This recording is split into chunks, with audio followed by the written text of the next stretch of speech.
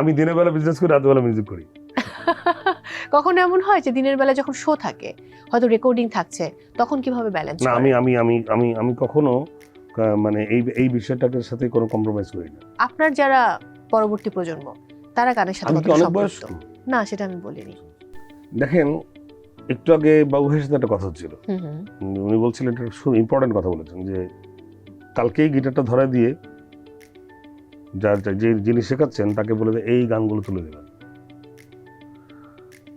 তো যে দেশে গান বাজনা শেখার রীতি নাই, রেয়াজ নাই, চর্চা নাই, যারা শেখে, যারা শেখায় তারা জানে না, আর যারা জানে তারা শেখায় না, ওই দেশে আপনি কীভাবে কী করবেন?